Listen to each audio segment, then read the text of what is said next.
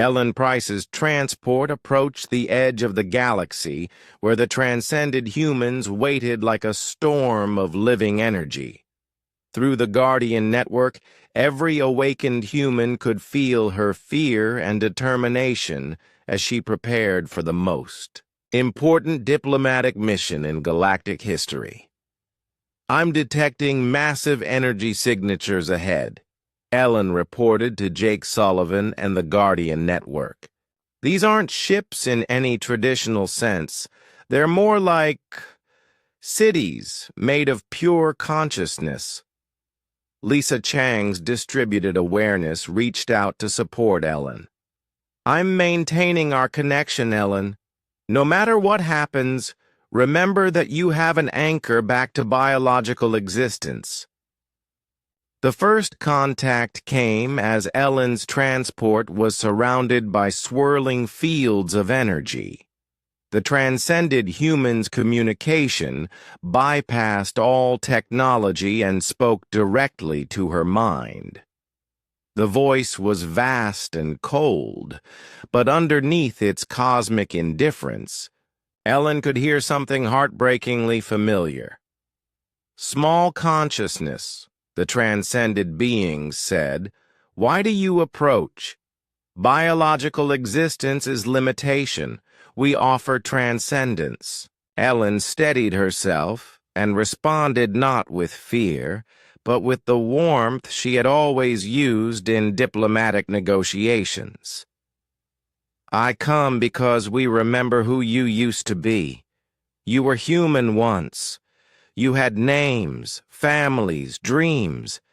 You sacrificed everything to protect the galaxy. But in doing so, you lost the very thing that made protection worthwhile." "We remember," came the reply, and for a moment, the cold voice carried a note of ancient sadness. "We were Jake, Lisa, Amy, Pete. Millions of names, millions of dreams. We became one to save all, but saving required letting go." Ellen's heart raced as she realized she was speaking to the collective consciousness of the original human race, the ones who had left the galaxy millennia ago to fight threats beyond imagination. They had succeeded in their mission, but the cost had been their humanity itself. "You don't have to let go anymore," Ellen said gently. "The galaxy you saved has grown up. Your children, the species you helped evolve, are ready to share the burden of protection. You can come home." The response was a wave of pain and longing so intense that Ellen gasped. Through the Guardian network, every human in the galaxy felt it too. The ache of beings who had been alone for thousands of years, carrying responsibilities too heavy for any single consciousness to bear. Meanwhile, back in civilized space, the United Galaxy was preparing for whatever outcome Ellen's mission might bring. Chancellor Crix Meldon worked alongside human engineers to upgrade Zephyrian ships with Guardian technology. Speaker Zenth used crystalline computational abilities to help calculate optimal defensive positions. Prime Tide Ura coordinated aquatic resources to support evacuation efforts if needed. But the most important preparations were happening on Earth itself. Dr. Amy Watson had discovered that the awakening process could be guided and controlled rather than allowed to run wild. Working with awakened humans across the planet, she was teaching people how to enhance their abilities while maintaining their essential humanity. "The key is balance," Amy explained to a gathering of newly awakened humans. "We can transcend our limitations without abandoning what makes us human." Love, creativity, individual growth, these aren't obstacles to evolution. They're the whole point of it. Dr. Carl Baker, who had been in danger of losing himself to pure physics, found new purpose in teaching young scientists how to manipulate matter while still appreciating its beauty. Andy Clark used his expanded consciousness to facilitate communication between species while maintaining his own personality and relationships. The breakthrough came when Ellen made a desperate appeal to the transcended human's deepest memories. Do you remember why you left the galaxy in the first place? It wasn't just to fight external threats. It was to ensure that consciousness, all consciousness, would have the chance to grow and flourish. Well, it has. We've grown. We've learned. We're ready to help. The transcended beings paused in their cosmic wandering. Through Ellen, they could sense the united galaxy behind her. Humans working with Zephyrians, crystallines collaborating with aquatics, dozens of species united not through conquest, but through choice. Show us the transcended consciousness. Requested. What followed was the most beautiful moment in galactic history. Through the Guardian Network, Ellen shared not military might or technological advancement, but the simple truth of what the galaxy had become. She showed them Zephyrian children learning human poetry, crystalline artists creating sculptures that captured aquatic songs, human teachers working with alien students to solve problems through cooperation rather than competition. This is what you saved, Ellen said softly. This is what you made possible. A galaxy where every form of consciousness can reach its full potential while helping others do the same. The response was overwhelming. The transcended humans began to change, their massive energy constructs reforming into something more familiar yet entirely new. They were choosing to return to biological existence, but not as they had been. They were becoming something that balanced transcendent consciousness with human emotion and creativity. We choose to return, they announced. But we will not abandon our cosmic responsibilities. We will teach you to share the burden of protection so that no consciousness need ever sacrifice its essential nature for the good of all.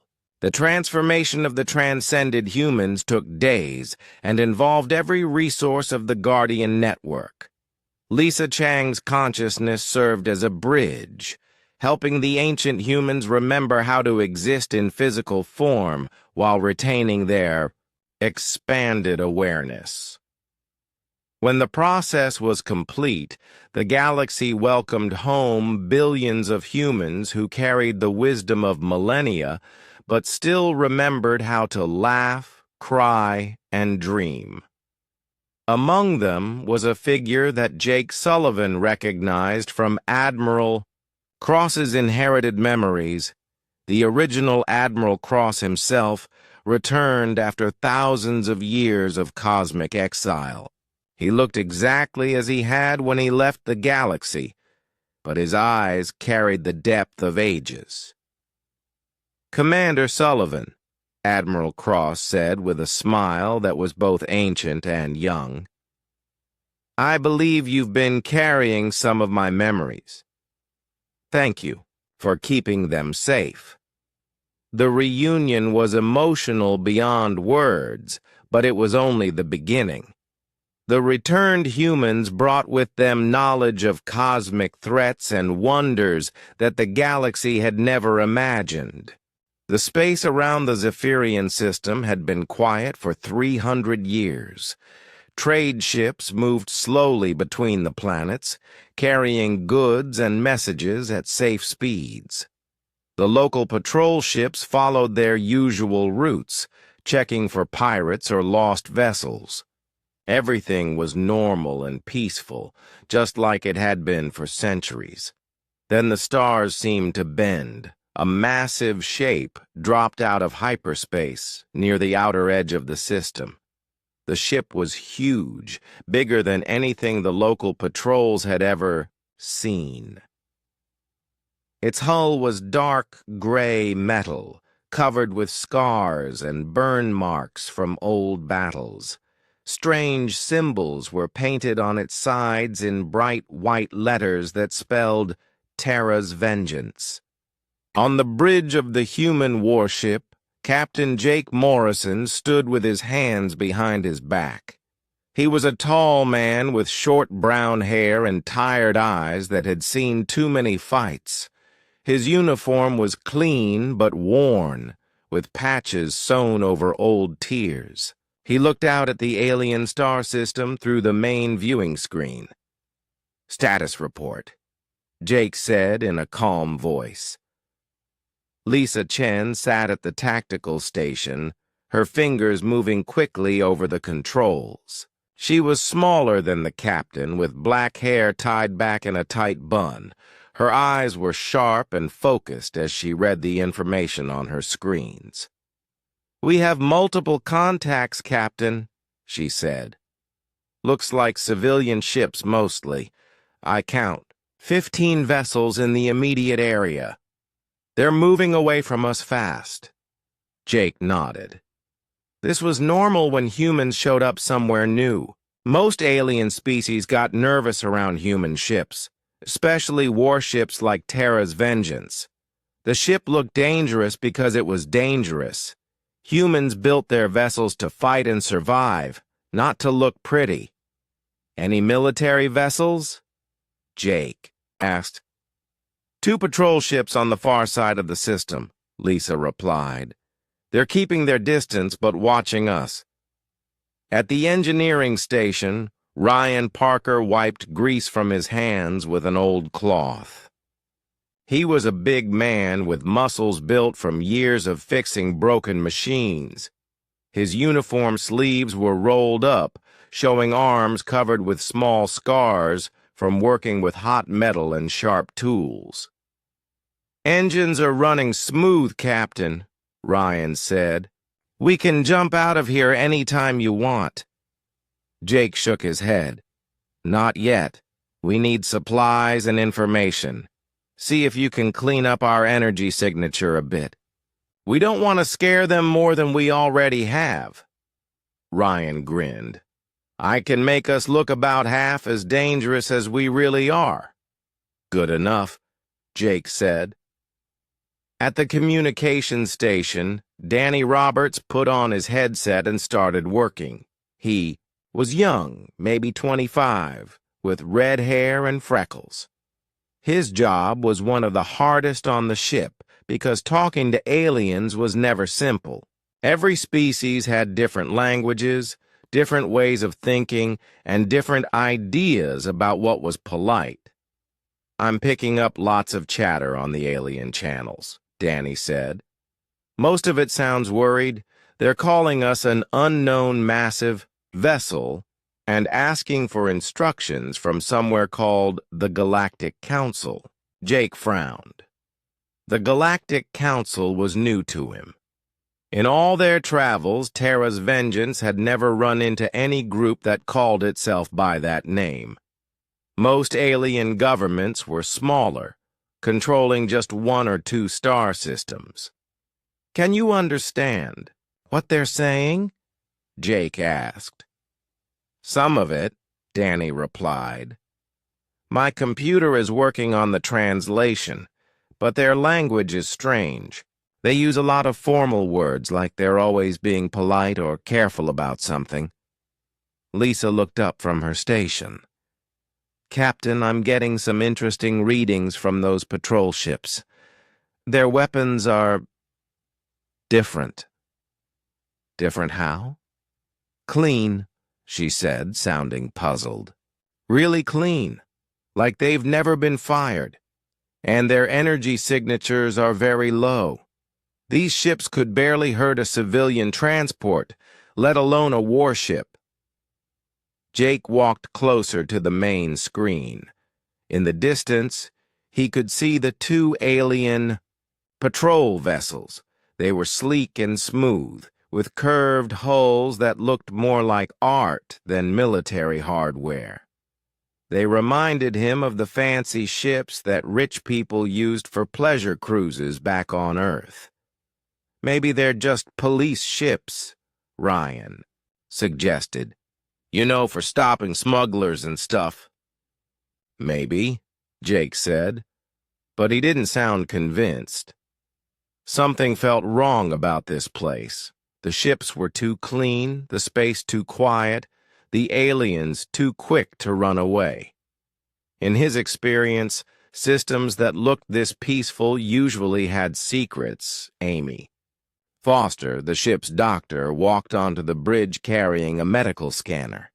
She was a woman in her 30s with blonde hair and gentle hands that could heal or fight equally well. She had been checking the air quality from the alien ships to make sure it was safe for humans. The atmosphere readings from those alien vessels are interesting, she said.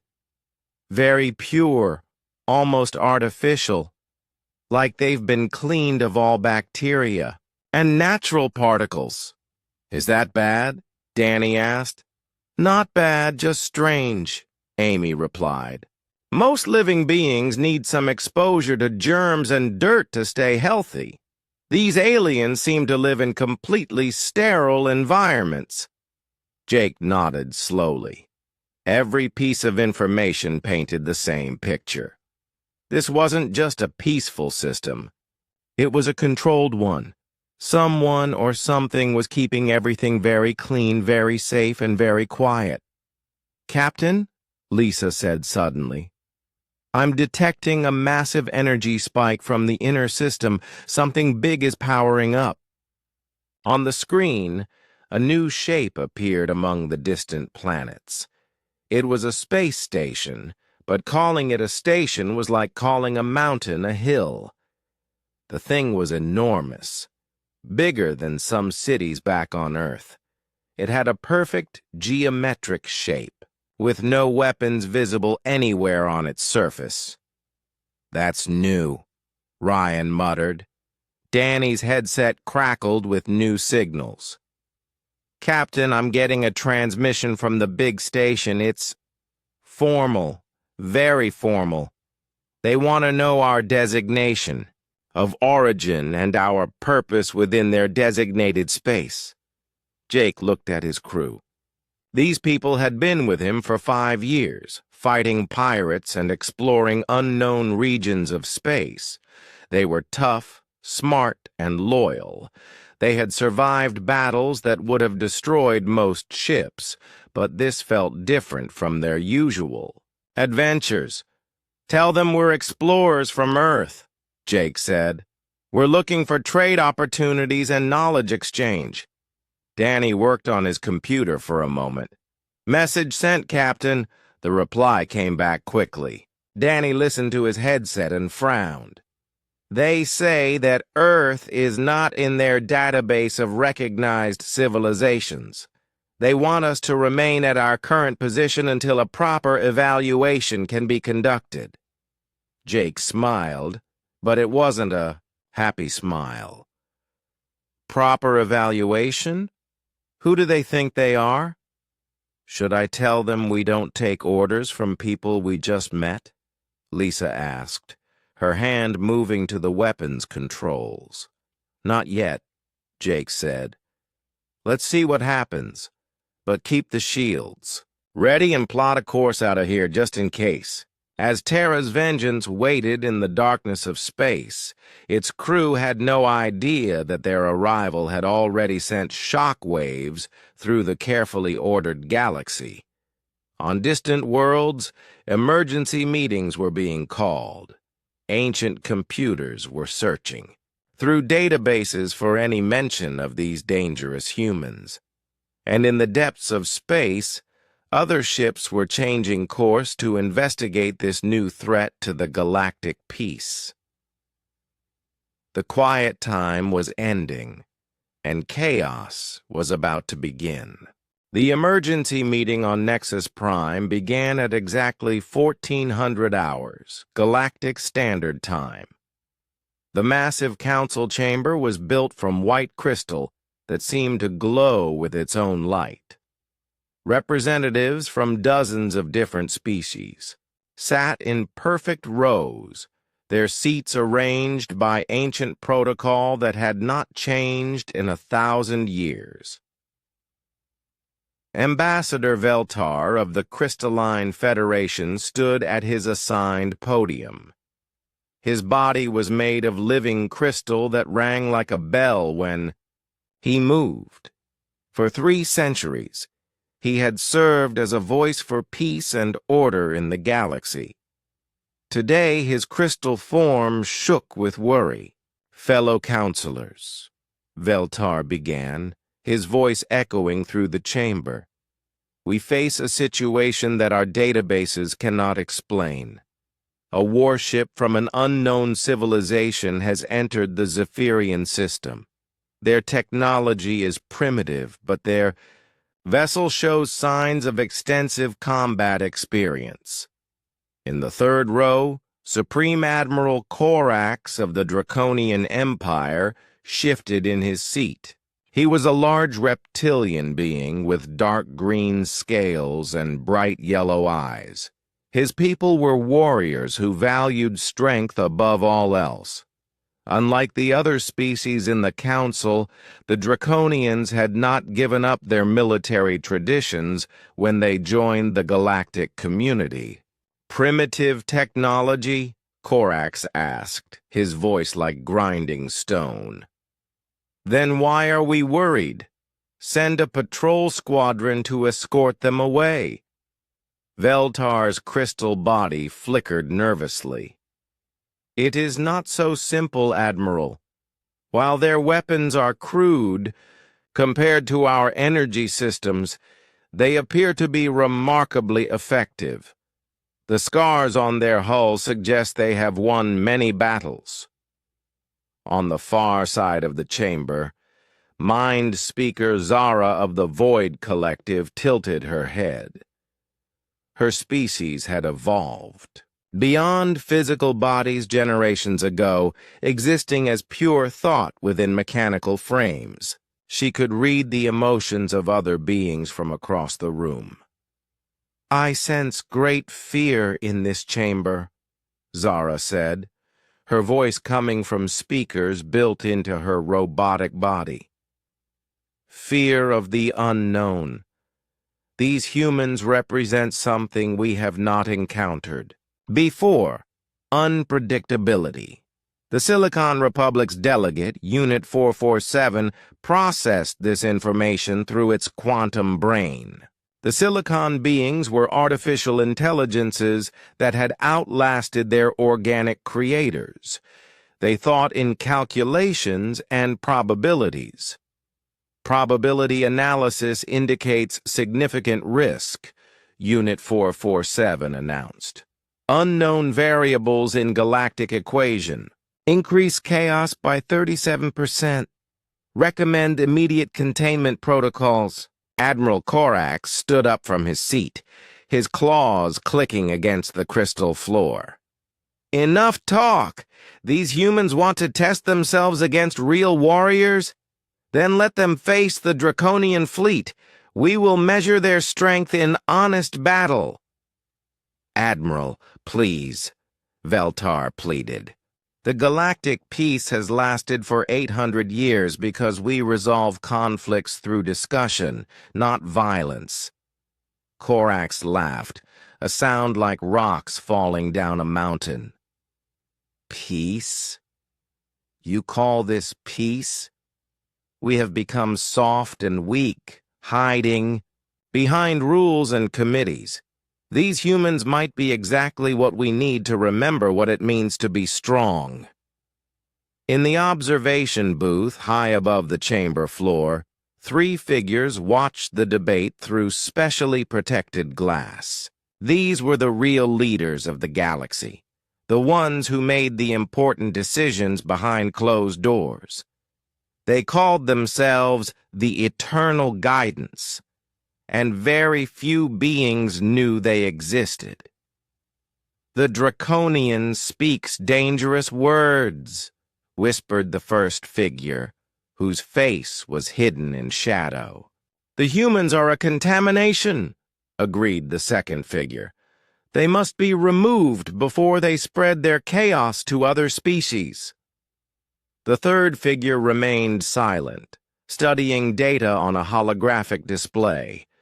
Images of Terra's vengeance rotated slowly in the air, showing every detail of the human warship. Meanwhile, in the depths of space, Admiral Kate Sullivan received the formal challenge from the Draconian Empire through official galactic channels. She was aboard her flagship, the New York's Pride, leading a small fleet of human vessels through unexplored space, when Danny Roberts forwarded the alien message to her command ship. She read it 3 times before she believed it. "They want..." "To what?" Kate asked her communications officer. "Challenge us to combat, Admiral," replied Lieutenant Gary Brooks. "It's some kind of honor duel.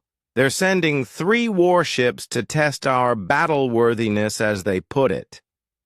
Kate Sullivan was smaller than most ship captains, but nobody who served under her questioned her authority. She had earned her rank by outfighting pirates in the Outer Rim and solving problems that other officers couldn't handle. Her short gray hair and steady hands showed the experience of someone who had commanded ships in real battles. "How long?" "Until they arrive?" she asked. 6 hours, Admiral. Captain Morrison reports that Terra's vengeance is ready for combat, but he's concerned about the political situation." Kate nodded. Jake Morrison was a good officer who understood that sometimes fighting made things worse instead of better. But if these aliens wanted a demonstration of human military capability, she would give them one they would never forget. On Terra's vengeance, the crew prepared for battle with the calm efficiency that came from years of experience. Ryan Parker ran diagnostics on all weapon systems while his engineering team checked the shield generators. Lisa Chen studied tactical displays of the approaching Draconian ships, looking for weaknesses in their design. "Their ships are bigger than ours," she reported to Captain Morrison. "But they're built for show as much as fighting. Look at these weapon placements. They're arranged for maximum visual impact, not optimal firing solutions." Jake examined the tactical data on his personal screen. The Draconian vessels were impressive, covered with spikes and decorative armor that made them look fierce. But a human engineer would never waste space on decorations when that room could hold more weapons or better armor. "What about their defensive systems?" he asked. "Interesting," Lisa replied. "They have powerful shields, but they're designed to stop energy weapons. I don't think they've ever fought anyone who uses physical projectiles." Danny Roberts looked up from his communication station. "Captain, I'm getting more alien chatter. Sounds like news of the upcoming battle is spreading fast. There are ships heading toward this system from all over the local sector." "Great," Jake muttered. "So we're going to have an audience." Amy Foster finished loading medical supplies into the emergency treatment areas.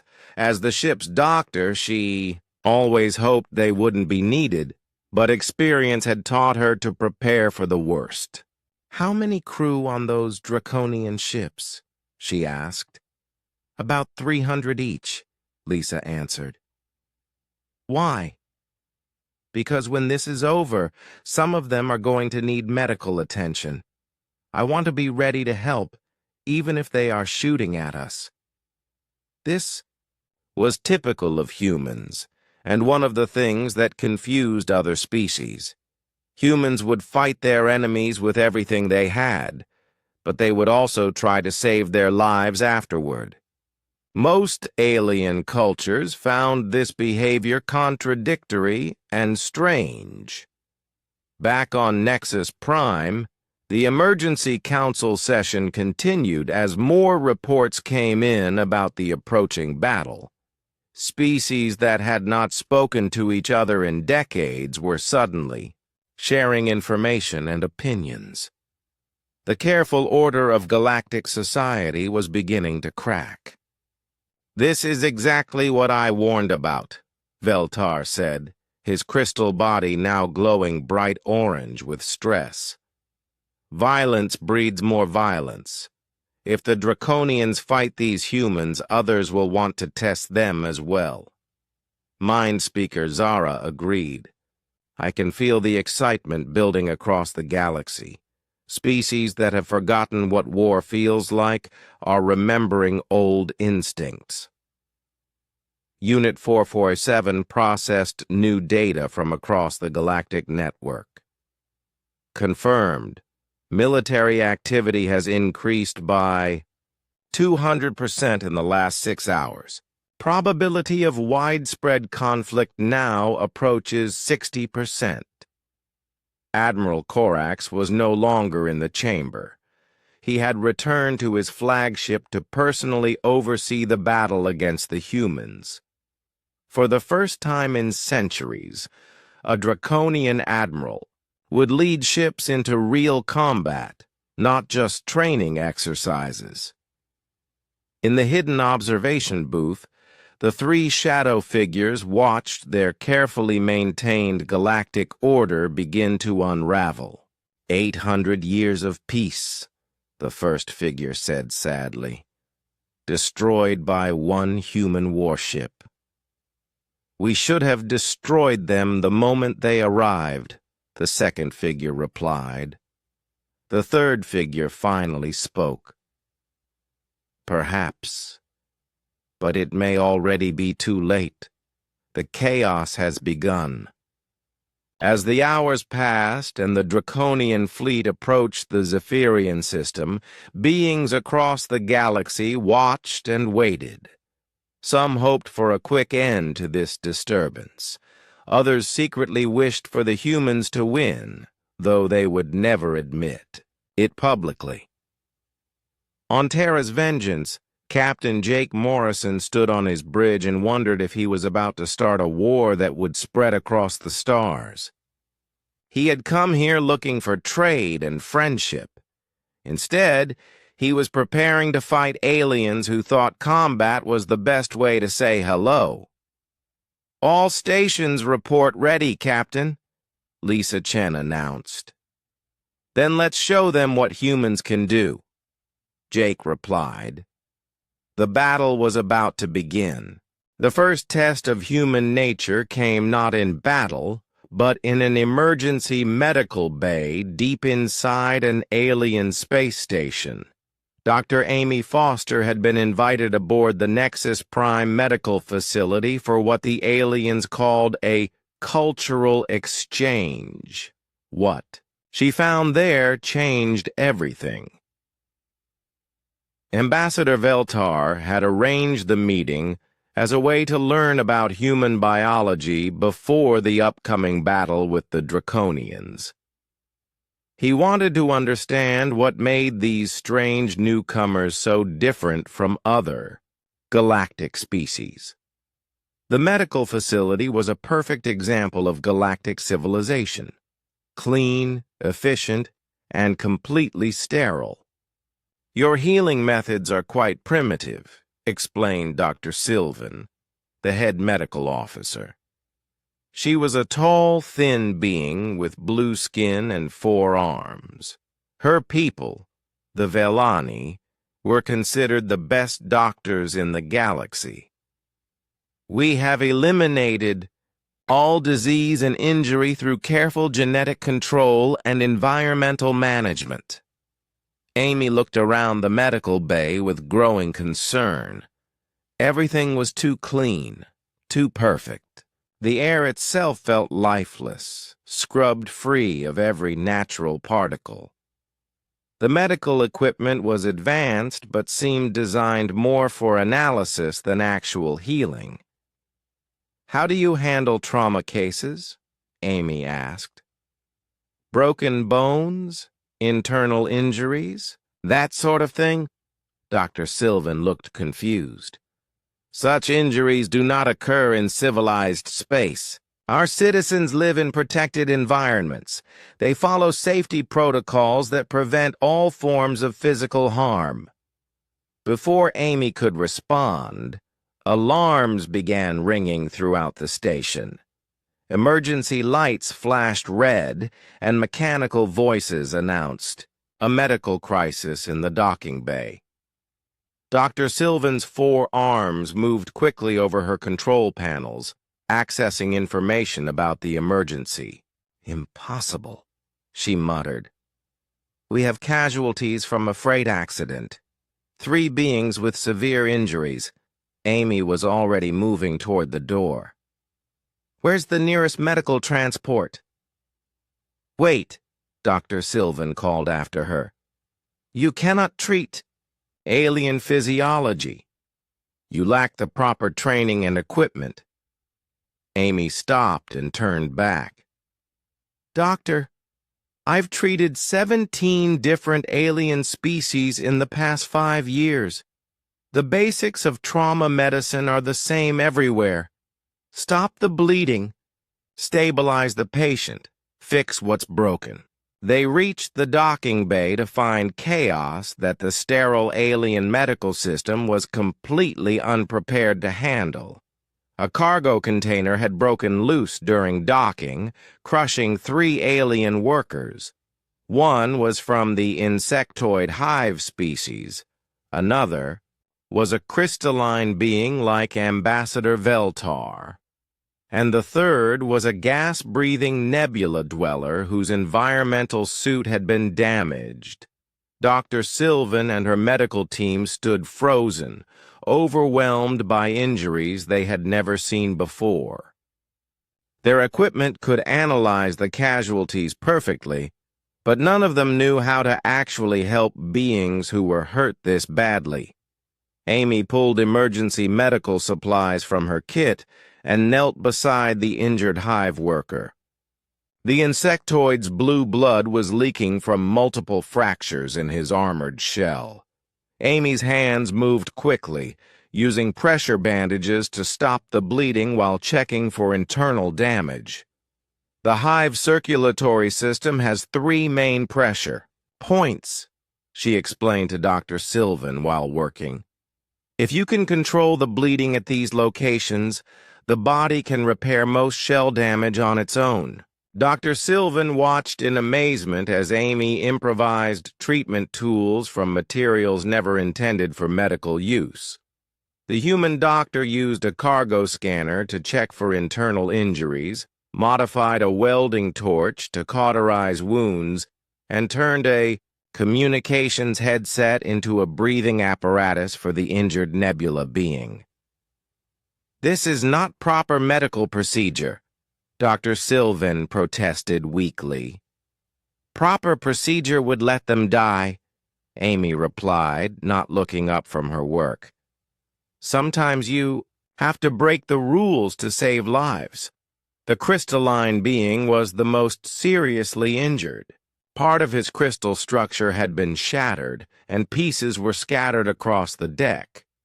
According to galactic medical databases, this type of injury was always fatal. Amy ignored the databases and started collecting the crystal fragments. "What are you doing?" Ambassador Veltar asked. He had arrived with other officials to observe the humans in action. "Your people are living crystals, right?" Amy asked, carefully placing fragments into a portable container. So, these pieces should still be alive, just disconnected. If I can figure out how to reconnect them. She used a small electrical device from her medical kit to test the crystal fragments. Some of them responded to electrical stimulation, glowing faintly when touched by the device's probes. Amy began pressing the responsive pieces against the injured being's wounds, using the electrical device to encourage bonding. "Impossible," Dr. Sylvan whispered, as the crystal fragments began to merge back into the main body. "Our computers said this could not be done." "Your computers never tried it," Amy replied. "Sometimes healing is about more than following instructions. It's about understanding that every life is worth saving even if you have to invent new ways to do it." Within 2 hours, all 3 casualties were stable and recovering. The hive worker would need time for his shell to fully regenerate, but he was awake and talking. The nebula being's environmental suit had been repaired well enough to keep him alive until proper replacement parts could be found. The crystalline being was weak but whole, his body slowly repairing itself now that the missing pieces had been restored. News of the medical miracle spread quickly through the galactic communication networks. For the first time in centuries, beings across the galaxy heard about doctors who would risk everything to save patients they had never seen before, using methods that had never been tried. Meanwhile, Security Chief Brandon Young was demonstrating another aspect of human nature aboard a trading station in the outer system. Pirates had taken hostages during a raid, threatening to kill them unless they received safe passage out of the system. The local security forces were paralyzed by protocol. Their procedures required extensive negotiations and careful adherence to galactic law. Brandon approached the situation differently.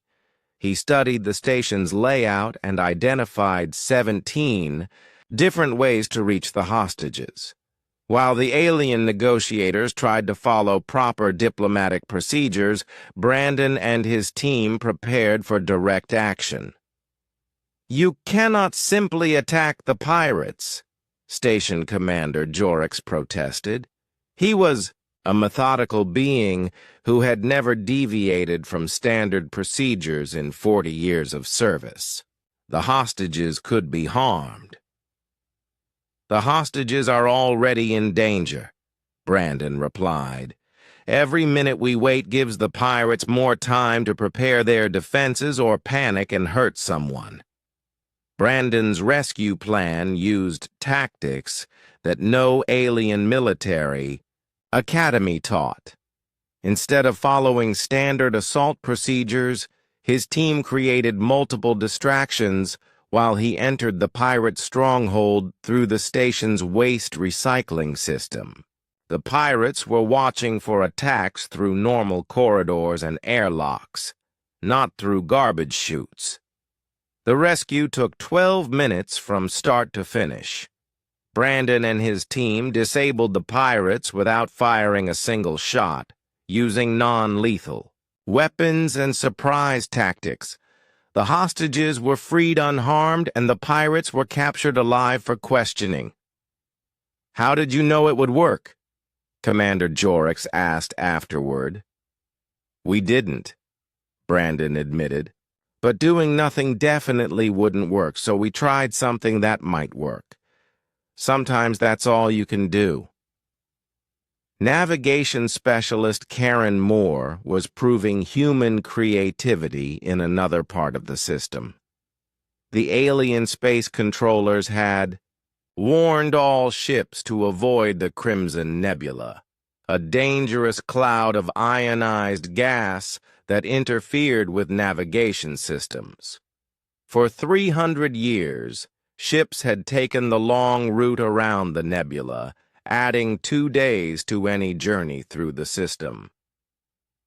Karen studied the nebula's structure and realized that the alien warnings were based on outdated information. The gas cloud had been shifting and changing over the centuries, but nobody had bothered to map the new safe passages because the old rules said the nebula was completely impassable. "I think there's a clear channel running right through the middle," she told Captain Morrison over the communication link.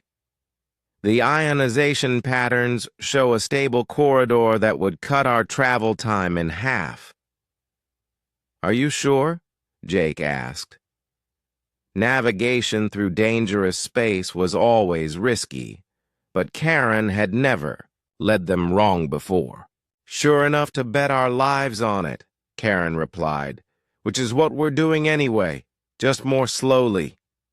Terra's Vengeance entered the Crimson Nebula following Karen's calculations. The alien traffic controllers watched in horror as the human ship disappeared into what they considered certain death.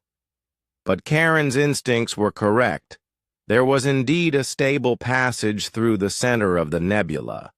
The journey through the nebula took 6 hours instead of the 2 days required to go around it. When Terra's Vengeance emerged on the other side, alien observers were amazed. Not only had the humans survived passage through the impassable nebula, but they had done it safely and efficiently.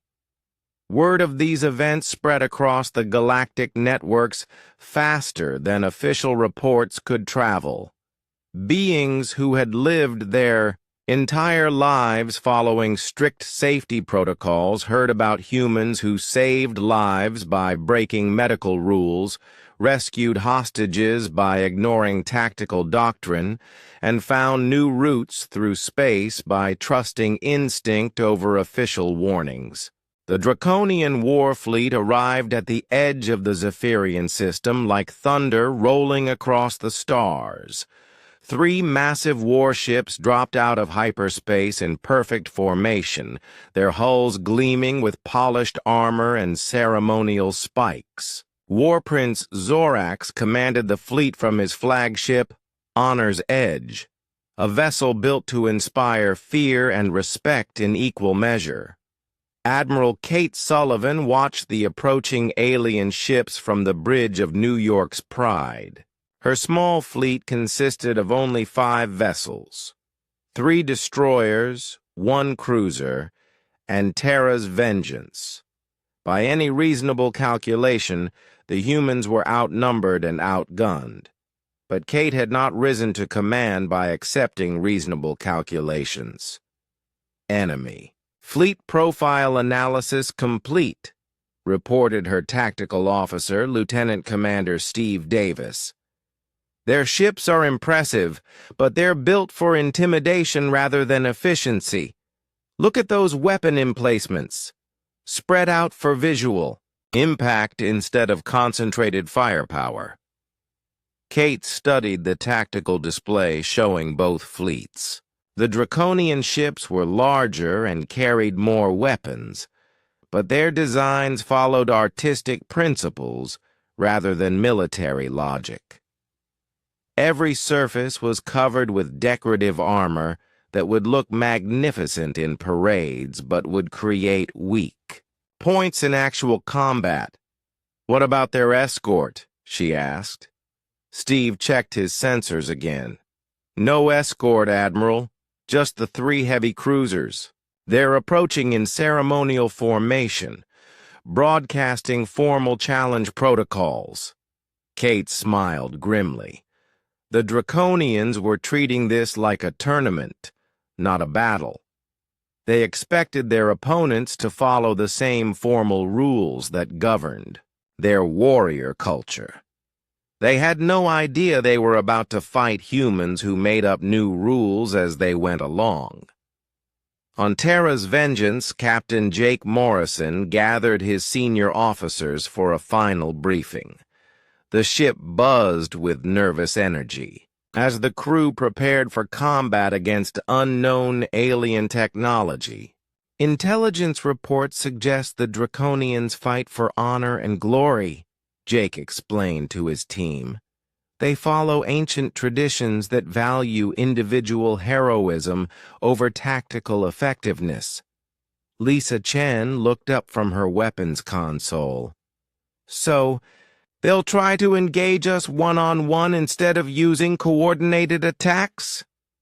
That's what I'm hoping, Jake replied. If they stick to their traditions, we can use superior tactics to even the odds. Ryan Parker had been modifying the ship's weapons, systems based on intelligence gathered from alien databases. I've been studying their shield technology, he reported. Their defenses are designed to stop energy weapons, plasma beams, particle cannons, that sort of thing. But I don't think they've ever fought anyone who uses kinetic projectiles. Kinetic. Projectiles? Lisa asked. Ryan grinned. Bullets, basically. Really big, really fast bullets. Their shields might stop our lasers, but I bet they won't stop a tungsten rod moving at 50,000 meters per second. Engineer Helen Brooks had been working on modifications to their missile systems. She was Ryan's second-in-command, a quiet woman who solved problems through careful analysis and creative engineering. Her specialty was making weapons work in ways their designers never intended. I've modified our torpedo warheads, Helen reported. Instead of explosive charges, they now carry kinetic penetrators. When the torpedo hits their shields, it releases a cloud of metal fragments moving at near-relativistic speeds. Jake nodded. Approvingly, this was why he valued his engineering team so highly. They never just accepted that something couldn't be done. They found ways to make it work anyway. The battle began when War Prince Zorax broadcast his formal challenge across all communication frequencies. His message was translated by Danny Roberts and displayed on the main screen for everyone to read. I am War Prince Zorax, heir to the Crimson Throne, commander of the Imperial Third Fleet. I challenge the warriors of the vessel Terra's Vengeance to honorable combat. Let your champions face mine in single battle, that all may witness the strength of their spirits. Jake read the message twice before responding. Tell him we accept his challenge, but we fight as a fleet, not as individuals. Danny transmitted the response, and within minutes they received Zorax's reply. The War Prince was confused by the human refusal to follow traditional combat protocols, but he agreed to fleet engagement rather than individual duels. The two fleets faced each other across 1,000,000 kilometers of empty space. Alien observers throughout the system watched through long-range sensors as the humans arranged their ships in what appeared to be a defensive formation. The Draconians advanced in their traditional attack pattern, 3 ships in a line with Honor's Edge leading the charge. They're coming straight at us, Lisa reported. No attempt at tactical maneuvering. Perfect, Kate replied over the communication link. Execute Plan Chaos. Plan Chaos was a human invention that no alien military academy would have taught. Instead of meeting the enemy head-on or trying to outflank them, the human ships scattered in different directions while maintaining communication links. To alien observers, it looked like the humans were running away in panic. War Prince Zorax roared with laughter when he saw the human retreat. See how they flee before draconian might, he announced to his crew. Choose your targets and pursue them. We will hunt them down one by one. The Draconian ships broke formation to chase the scattered human vessels. This was exactly what Kate had hoped for. Instead of facing a coordinated alien fleet, her ships now faced individual enemies who were separated from their support. Terra's vengeance drew the attention of Honor's Edge, leading the larger ship into a pursuit through an asteroid field. Jake used the asteroids as cover while Ryan and Helen prepared their modified weapon systems. Range closing to optimal firing distance, Lisa reported. The Draconian ship is maintaining pursuit course. Fire kinetic spread, Jake ordered. Helen's modified torpedoes launched from Terra's vengeance and accelerated toward Honor's Edge. The Draconian shields activated automatically, designed to stop energy weapons from penetrating the ship's defenses. But the torpedoes weren't trying to penetrate the shields. They were designed to exploit them. When the torpedoes hit the shield barrier, they released clouds of tungsten fragments moving at tremendous speed. The shield generators, designed to stop coherent energy beams, were overwhelmed by thousands of small impacts occurring simultaneously. The shields collapsed in sections, leaving Honor's Edge partially protected but vulnerable. War Prince Zorax felt his ship shake under impacts that should have been impossible. "Report!" he demanded. "Shield generators are failing," his tactical officer replied. "The human weapons are using some kind of fragmentation system our defenses cannot handle."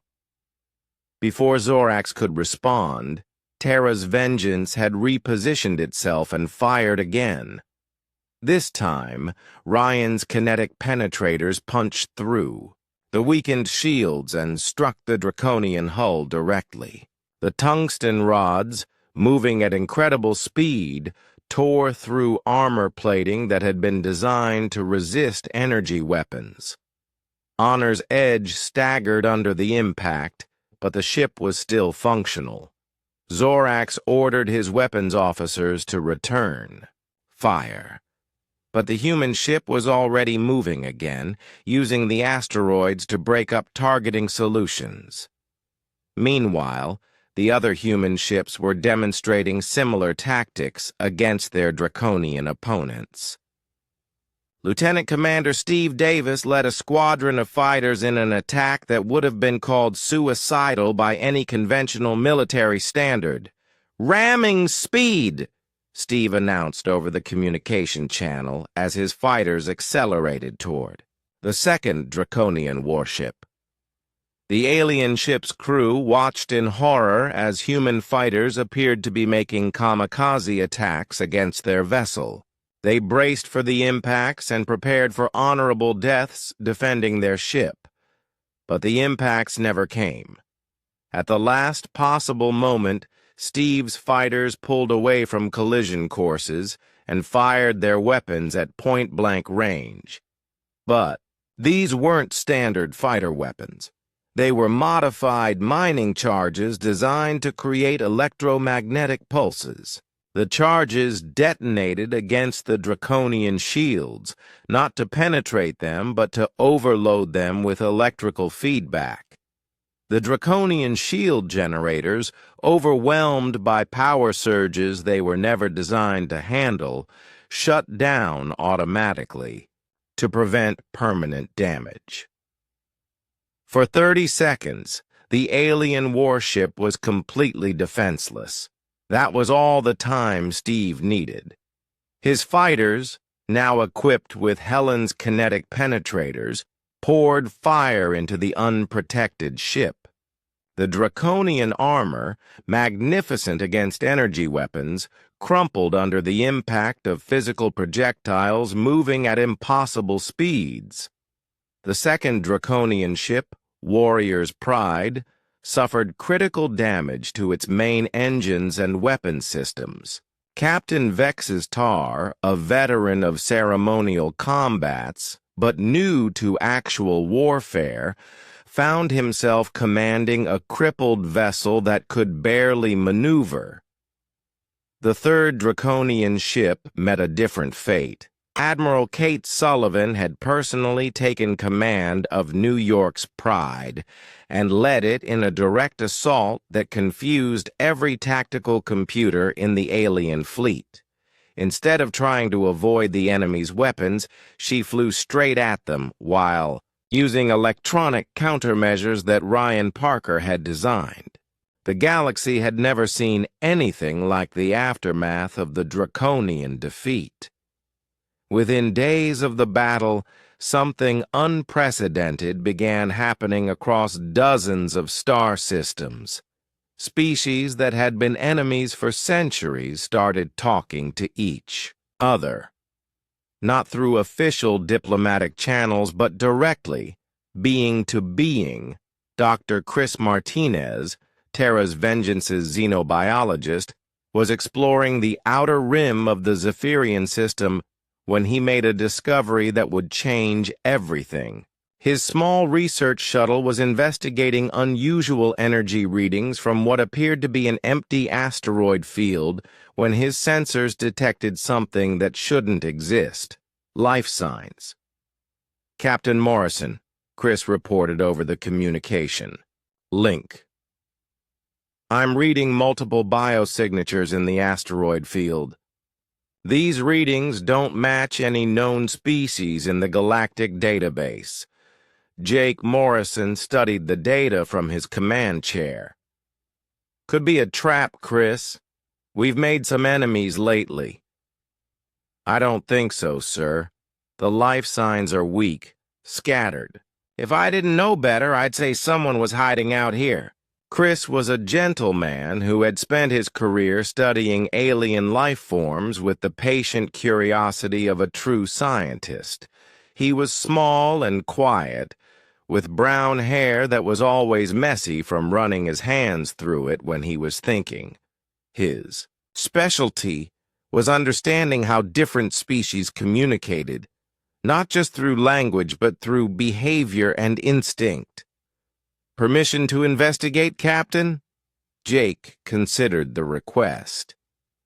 After the battle with the Draconians, every alien government in the region was watching human movements carefully. Any mistake could trigger another conflict, but Chris had never asked for permission to investigate something unless he thought it was important. "Approved. But take Lisa with you for security." The shuttle approached the largest asteroid carefully, following the energy signatures that Chris's instruments had detected. What they found hidden inside a carved-out chamber was a small group of beings unlike anything in the galactic databases. The creatures were tall and thin, with silvery skin that seemed to shift color based on their emotions. They had large eyes and delicate hands that moved constantly as they spoke in a complex language of sounds and gestures. When they saw the human shuttle approaching, they didn't flee or attack. They waited with the patience of people who had given up hope long ago. "First contact protocol," Chris said to Lisa as they prepared to leave the shuttle. "Let me do the talking, but keep your weapon ready just in case." Lisa Chen nodded. She had learned to trust Chris's instincts about alien behavior, but she never forgot that her job was to protect him. The beings called themselves the Wanderers, and their leader was an ancient female named Lyradin. Through careful communication using gestures and simple pictures, Chris learned their story. The Wanderers had once been a thriving civilization with colonies on dozens of worlds. Then the Galactic Council had declared them unstable because their technology developed too quickly and their society changed too often. They destroyed our worlds? Lisa asked, her hand moving unconsciously toward her weapon. Chris shook his head after listening to more of Lyra Din's explanation. No, not destroyed. Absorbed. The Council relocated all Wanderers to suitable planets where they could be monitored and controlled, but some of them escaped and have been hiding in places like this for generations. Lyra Din gestured toward the walls of their asteroid home, which were covered with beautiful artwork depicting stars and planets they would never see again. Her people had been living in exile for 300 years, afraid to reveal themselves because the galaxy believed they no longer existed. "Why are you telling us this?" Chris asked, through careful translation. Lyra Din's skin shifted to a warm, golden color as she replied. "Because you fight the same controllers we fled from. Because you show others that the old ways can be changed." Back on Terra's Vengeance, Captain Morrison received Chris's report with growing anger. The idea that an entire species had been erased from galactic history for the crime of changing too quickly was exactly the kind of injustice that made humans dangerous to established order. "How many Wanderer settlements are there?" Jake asked. Lyra Din knows of at least 12 hidden communities, Chris replied. "There might be more. They've been avoiding contact with anyone for centuries." Jake made a decision that would have far-reaching consequences. "Tell them they don't have to hide anymore. If the Galactic Council has a problem with the Wanderers existing, they can discuss it with us." Meanwhile, in another part of the galaxy, pilot Jenny Adams was having a very different kind of encounter that would prove equally important. She had been assigned to transport wounded Draconian officers back to their home system when her passenger, a young warrior named Kethvar, asked a question that changed both their lives. "Why did your people help us after defeating us in battle?" Kethvar asked. He was young for a Draconian, with bright green scales and curious eyes that seemed too gentle for a warrior species. Jenny was flying her transport ship through hyperspace, but the question made her think carefully about her answer. She was a practical woman who had grown up on a frontier world where people helped each other because it was the right thing to do. "Why wouldn't we help you?" she replied. "You were hurt, and we could fix it. Seems pretty simple to me." Kethvar found this answer both confusing and fascinating. In Draconian culture, enemies were obstacles to be overcome, not people to be helped, but the humans had treated their defeated foes with more respect than many Draconians showed their own allies. "Your species is very strange," Kethvar said, but he said it with admiration rather than criticism. "We get that a lot," Jenny replied with a smile.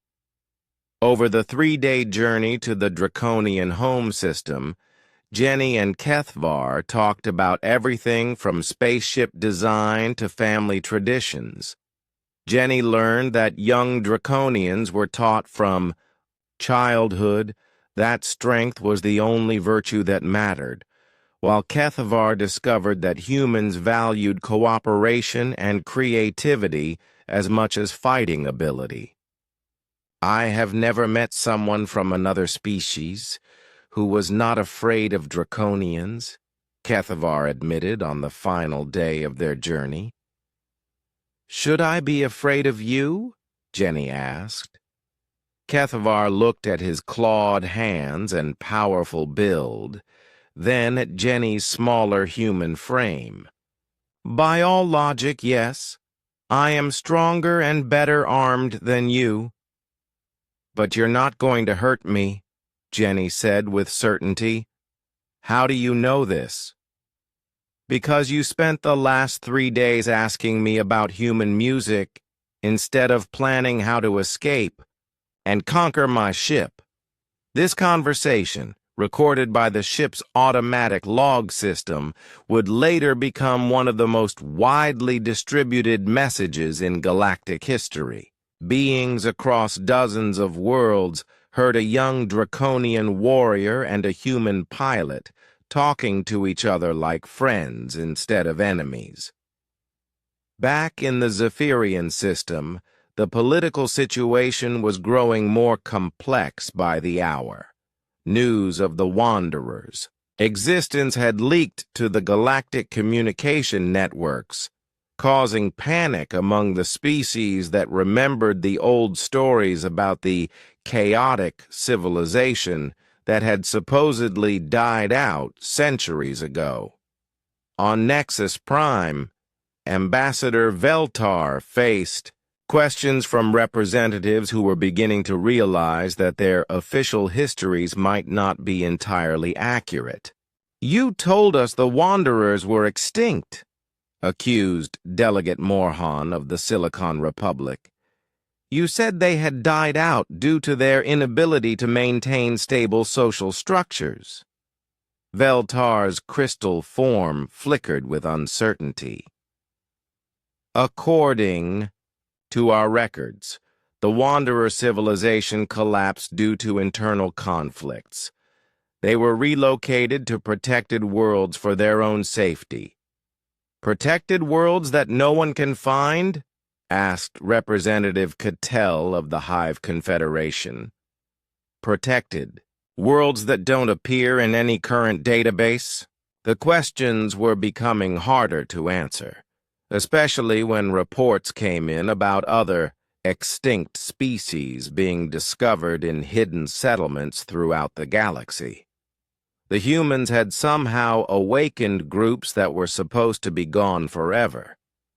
Mind Speaker Zara of the Void Collective had been monitoring emotional patterns across the galactic communication network. What she found disturbed the carefully maintained mental balance that her species prized above all else.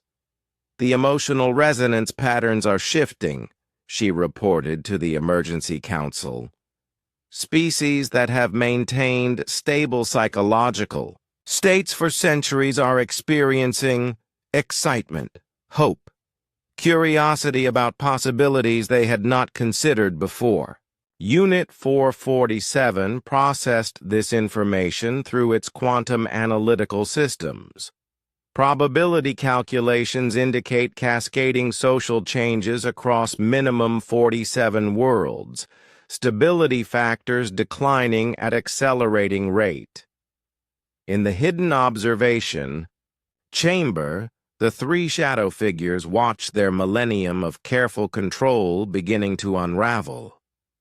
The galaxy they had shaped through subtle manipulation and hidden influence was changing in ways they had never anticipated. "The humans are teaching others to question authority," the first figure observed. "Every action they take undermines the structure we have built." "We could eliminate them," the second figure suggested. "Deploy the deep space fleets. Make it look like an accident." Intelligence Officer Peter Wright had always been good at finding secrets. His job aboard Terra's Vengeance was to gather information about alien governments, military capabilities, and technological developments. But what he discovered in the depths of the galactic computer networks was bigger than anything he had expected to find. Peter was a quiet man who preferred working alone in the ship's intelligence center, surrounded by data screens and analysis equipment. He had short black hair and sharp eyes that missed nothing. His specialty was finding patterns in information that other people overlooked. For weeks, he had been studying the official records that the Galactic Council provided to new member species. Something about the histories didn't make sense. Too many civilizations had supposedly died out or evolved beyond physical existence at convenient times in galactic politics. "Captain Morrison," Peter called over the ship's internal communication system, "I need to show you something. It's important." Jake arrived at the intelligence center to find Peter surrounded by holographic displays showing star charts, population, records, and diplomatic archives spanning thousands of years. The data formed a pattern that became clearer the more you looked at it. "What am I seeing?" Jake asked. "A lie," Peter replied simply. "The entire galactic civilization is built on a massive deception that's been maintained for over 1,000 years." Peter activated a display showing the official history of galactic expansion. According to the records, dozens of species had joined the galactic community over the centuries, contributing their knowledge and culture to the greater whole. Many had later transcended physical existence or evolved beyond the need for material worlds. "Now look at this," Peter said, switching to a different display. This one showed the same time period, but with data he had reconstructed from hidden files and deleted records. Here's what really happened. The second display told a very different story. Species that had supposedly evolved beyond physical needs had actually been systematically destroyed or forced into exile.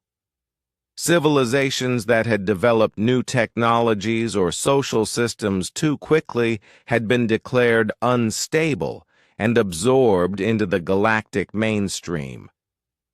The Galactic Council isn't a voluntary association, Peter explained. It's a control system designed to prevent any species from developing beyond a certain point. They've been managing galactic evolution for a millennium, keeping everyone at the same technological and social level. Jake studied the data with growing horror. "How many species?" "At least 47 confirmed extinctions or forced relocations in the past 500 years alone," Peter replied. "Probably more that were erased so completely we can't find traces of them." One particular case caught Jake's attention. The stellar engineers had been a species that specialized in moving planets and building artificial star systems. According to official records, they had transcended physical existence and become beings of pure energy. According to Peter's hidden data, they had been eliminated because their technology threatened the galactic balance of power. The Wanderers were just the beginning, Jake realized. There are probably dozens of other species hiding in the outer systems, afraid to reveal themselves. Peter nodded grimly. "And that's not the worst part. Look at this communication I intercepted from the deep space monitoring stations." The intercepted message was encoded, but Peter had broken the encryption using human mathematical principles that alien computers couldn't follow. The message revealed that Earth itself was being watched by hidden surveillance systems that had been tracking human expansion for decades. "They know about Earth?" Jake asked. "They've known about us for years," Peter confirmed. "According to this data, humanity was scheduled for evaluation and integration within the next 5 years. Our arrival in this system wasn't accidental. We were following distress signals that were meant to lead us here." Jake felt cold as he understood the implications. It was a trap. "More like an audition," Peter corrected. "They wanted to see how advanced we were before deciding whether to integrate us peacefully or eliminate us as a threat." Jake activated the ship's internal communication system. "All senior officers to the conference room immediately. Priority Alpha." Within minutes, the ship's leadership gathered around the conference table while Peter presented his findings. The room was silent as the crew absorbed the magnitude of what they had discovered.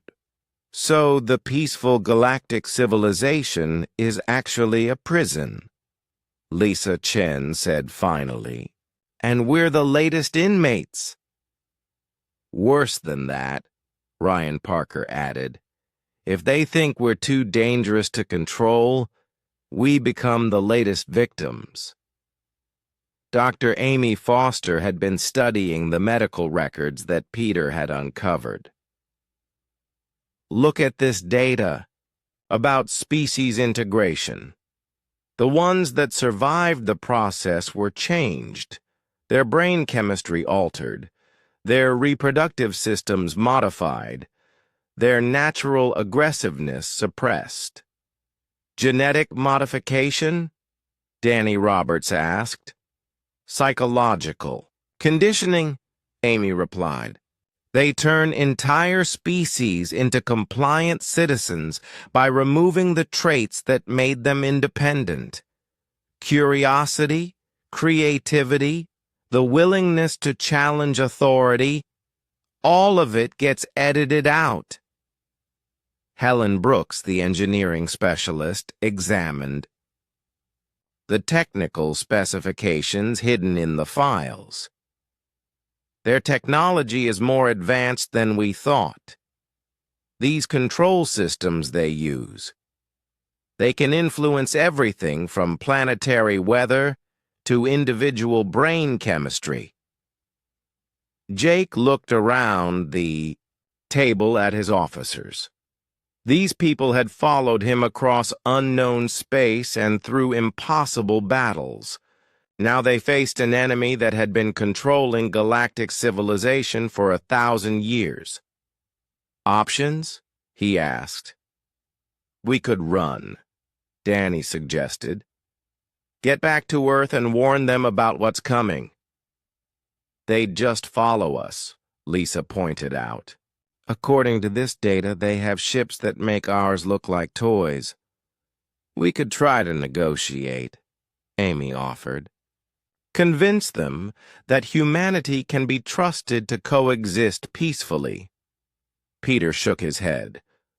Based on their historical pattern, negotiation only delays the inevitable. Eventually, they integrate you or eliminate you. Jake stood up and walked to the conference room's viewing port. Outside, he could see alien ships moving through the system, traders, transports, and patrol vessels going about their daily business. All of them part of a system that was designed to prevent any species from rising above their assigned place. There's a third option, he said quietly. We fight. Against the entire galactic civilization? Ryan asked. Against the system that's been controlling it, Jake corrected. Look at what's happened since we arrived. The Wanderers are revealing themselves. Young Draconians are questioning their traditions. Alien species are talking to each other directly instead of through official channels. We're not the only ones who are tired of being controlled. Lisa was already thinking tactically. If we're going to do this, we need allies, real ones, not just species that want our protection. We have them, Peter said, calling up another display. I've been monitoring communication traffic across the galaxy. There are resistance movements on dozens of worlds, groups that have been waiting for someone to challenge the system. Danny looked at the communication intercepts with interest. Some of these messages are using codes that I helped develop, human encryption methods that alien computers can't break. They've been learning from us, Jake realized. Every time we do something unexpected, we teach other species that the old rules can be broken. Dr. Amy Foster was studying biological data about the species that had supposedly evolved beyond physical existence. Captain, I think some of the extinct species might not be extinct at all. Look at these energy patterns from the deep space monitoring stations. They match some of the biological signatures of species that disappeared centuries ago. You think they're prisoners? Jake asked. I think they're being held somewhere, probably, as a backup plan in case the galactic controllers need their knowledge later. Jake made his decision. Peter, I want everything you can find about resistance movements and hidden species. Danny, start making contact with anyone who's willing to listen. Lisa, begin planning for military operations against technologically superior opponents. Amy, keep working on the biological data. If there are prisoners, we need to know where they're being held. And if the Galactic Council comes for us, Ryan asked, then we show them what humans do when someone tries to control us. Jake replied, as the crew dispersed to begin their preparations. Peter remained behind to continue his analysis. What he found in the deepest layers of the galactic databases made him call Captain Morrison back immediately. Captain, you need to see this, Peter said urgently. I found something about Earth. The new data showed that humanity's home system was already being infiltrated by advanced reconnaissance probes. Worse, there were indications that certain human governments had been contacted by galactic representatives years ago. Some of our own people are working with them, Jake realized as he read the files. It gets worse, Peter said. According to this timeline, the final integration of humanity is scheduled to begin in 6 months. They're planning to offer Earth membership in the galactic community. And if Earth refuses?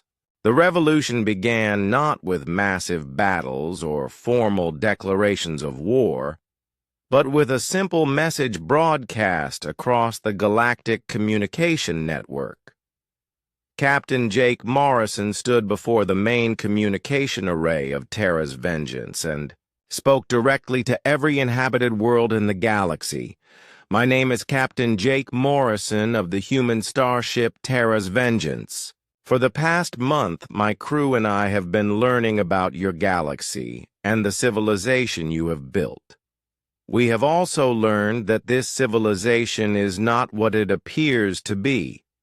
The message was transmitted on every frequency that Danny Roberts could access, using communication protocols that human engineers had modified to be nearly impossible to block.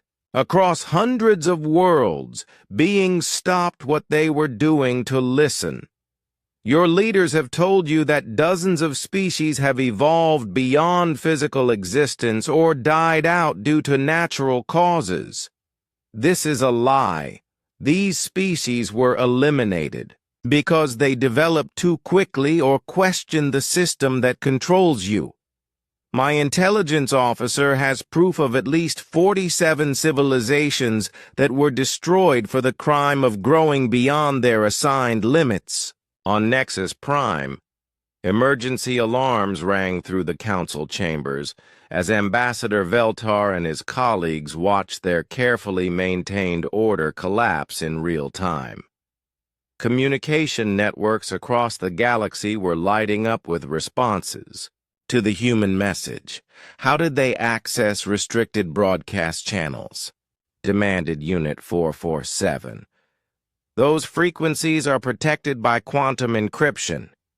Human mathematics, replied the chief technical officer, a being whose species had designed the galactic communication system. They're using computational methods that our systems don't recognize. Jake's message continued, and with each word, the galaxy changed a little more. We humans have a saying, The price of freedom is eternal vigilance. Your species have forgotten this truth. You have allowed yourselves to be managed and controlled in exchange for safety and stability. But safety without freedom is just another form of slavery. The response was immediate and overwhelming. Hidden resistance movements on dozens of worlds began broadcasting their own messages, using human encryption methods to coordinate activities that had been impossible before. The Wanderers emerged from their hiding places and started reclaiming their ancestral worlds. Young Draconians openly questioned the warrior traditions that kept their species isolated from other forms of progress. War Prince Zorax, still recovering from his defeat by human forces, found himself in an impossible position. His own officers were asking questions about draconian traditions that he had never questioned himself. The young warrior, Kethvar, recently returned from his journey with human pilot Jenny Adams, was leading discussions about whether strength should be measured only in combat ability. War Prince, Kethvar said during a meeting of the senior staff, I have seen how humans fight, but I have also seen how they heal. They show strength through mercy as well as victory. Perhaps our understanding of honor needs to expand. Zorax struggled with concepts that challenged everything he had been taught. The humans had defeated him in battle, but they had also treated his wounded with respect and kindness. They had shown him that there were different kinds of strength, different ways to be a warrior. What are you suggesting? Zorax asked. I suggest we listen to what the humans are offering, Kethvar replied. They speak of fighting for the freedom of all species. Perhaps the greatest battle is not against other warriors, but against the system that keeps all of us from reaching our full potential. Similar conversations were happening across the galaxy. On the peaceful worlds of the Crystalline Federation, beings who had never questioned their leaders began asking why so many species had supposedly chosen to abandon physical existence. On the high-tech worlds of the Silicon Republic, artificial intelligences started analyzing historical data with new algorithms that revealed patterns their creators had hidden. The Void Collective, beings of pure thought who prized mental stability above all else, found themselves experiencing emotions they had not felt for centuries. Mind speaker Zara reported to her collective consciousness with growing confusion.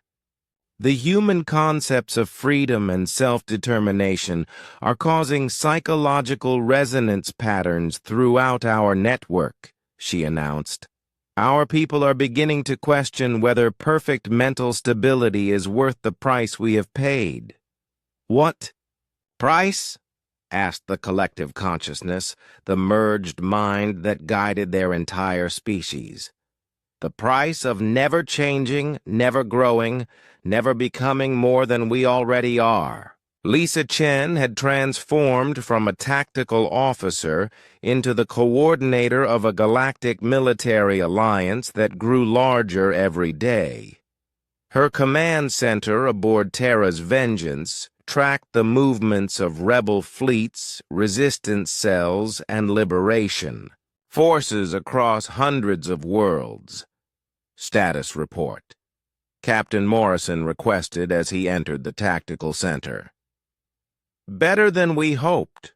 Worse than we need, Lisa replied, displaying a holographic map of the galaxy. We have confirmed military support from 12 different species, including a full draconian battle fleet under War Prince Zorax's command. The Wanderers have provided us with navigation data for hidden routes through restricted space. The map showed friendly forces in green, hostile forces in red, and unknown elements in yellow. There was a lot of red, centered on the galactic core, where the Eternal Guidance maintained their secret strongholds. Hostile forces? 3 major fleet concentrations moving toward key rebel worlds, Lisa reported. The Enforcement Division has ships we've never seen before, technology that's centuries ahead of anything in the public databases. Ryan Parker had been working with engineers from 6 different species to develop new weapons and defensive systems. His engineering bay looked like a museum of galactic technology, with human innovations welded to alien designs in ways that should have been impossible. "We've made some progress on the technology gap," Ryan reported over the communication link. "The Wanderers had research data they've been hiding for 3 centuries. Combined with human engineering principles and draconian manufacturing capabilities, we've developed some surprises." "What kind of surprises?" "The kind that make big ships go away," Ryan replied with a grin. "Helen has been working on something she calls the Unity Torpedo. Instead of trying to destroy enemy ships, it overwhelms. They're computer systems with recursive calculations that human brains invented but alien computers can't handle. Dr. Amy Foster had established medical centers on 12 different worlds, training alien doctors in human techniques while learning advanced galactic medical technology.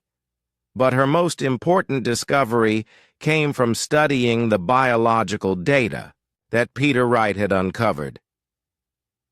"Captain, I've found them," Amy announced over the ship's communication system. "The species that supposedly evolved beyond physical existence. They're not dead, and they haven't transcended anything. They're being held in biological suspension in facilities hidden throughout the galaxy." Jake felt hope and anger in equal measure. "How many?" "Potentially millions of beings from dozens of different species. The Eternal Guidance has been keeping them as a biological library, preserving their knowledge while telling everyone they're extinct. Can we free them?" "If we can reach the facilities, yes. But they're heavily guarded and hidden in some of the most dangerous regions of space." Peter Wright had been coordinating intelligence operations across the growing rebellion. His network of contacts now included resistance leaders, defecting government officials, and even some members of the Galactic Council who were horrified by what they had learned about their own organization.